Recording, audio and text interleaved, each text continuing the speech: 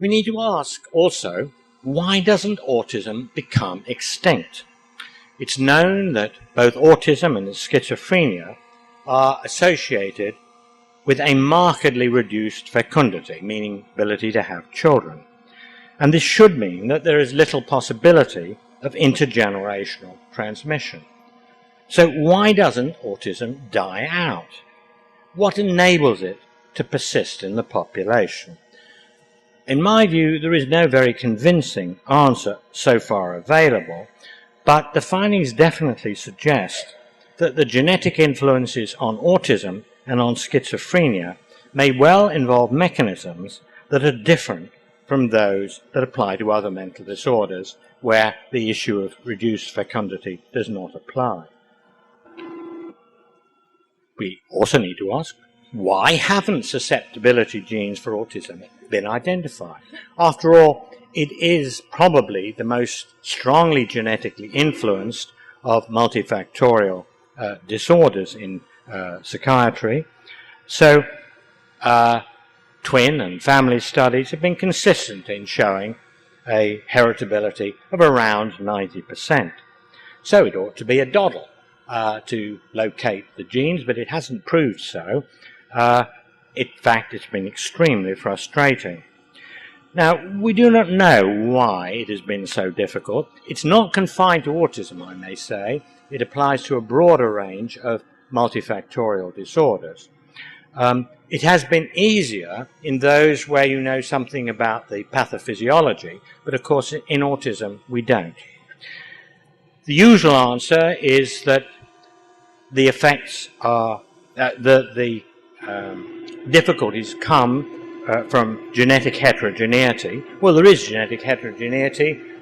We know that already from the fact that autism is sometimes associated with tuberous sclerosis and sometimes with Fragile X. And in any case, the history of medical genetics indicates that genetic heterogeneity is usual.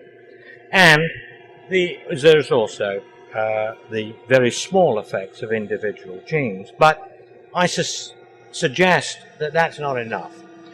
The answer may lie in epigenetics, or in gene-environment correlations and interactions, or in the synergistic effect among genes. We need to be careful that we don't rest content in the glib assumption that genetic heterogeneity is a sufficient answer. So let me turn now to environmental findings. As we heard yesterday, claims have been made that either the measles, mumps, rubella, MMR vaccine or thimerosal, a mercury preservative used in some vaccines, or both, have been responsible for an epidemic of autism. Research findings using a range of strategies have been consistently negative regarding both of these possibilities. The evidence is much greater in rejecting MMR, but the studies are also very negative on thimerosal, although there are fewer of them. I mentioned already the evidence of raised parental age, and there are now replicated findings, as we heard, that children born to older fathers and to older mothers have an increased rate of autism.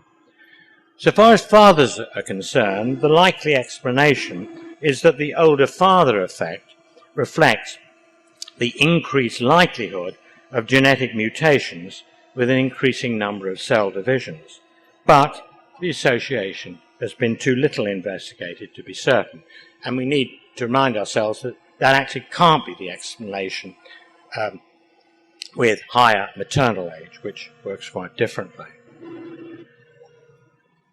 There are now several studies showing that maternal immigration is associated with an increased risk of autism in the children. There aren't many of these studies, and it remains quite uncertain whether this association represents a causal effect, and if it does, what on earth might be the mechanism. It's been suggested before that autism is more common in migrants, but that actually doesn't really explain anything. One needs to know if this is replicated sufficiently what causes it. Other prenatal and early postnatal influences, the evidence that autism spectrum disorders are multifactorial means that some environmental factors are likely to be implicated, or at least that some non-genetic factors are likely to be implicated. I say that because chance variations could be part of the explanation. The increased rate of diagnosis of ASD, if it reflects a true incidence, a true rise in incidence, would also point to an environmental effect.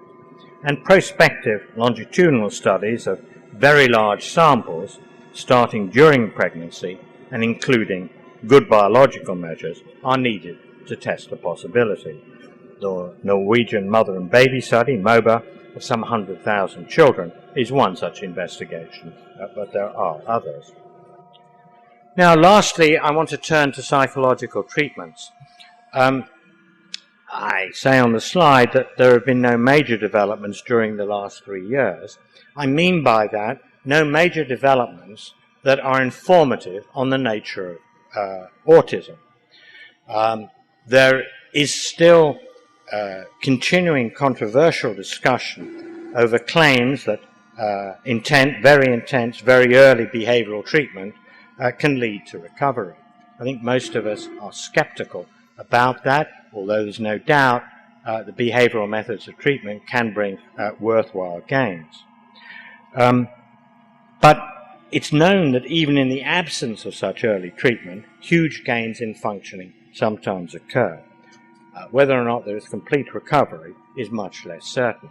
What is new in the last few years, as well reflected in the study led by Jonathan Green, who gave a very clear account of the ways in which methodological improvements have been incorporated into the study. And this is using approaches which are based more on attachment-related concepts rather than conditioning.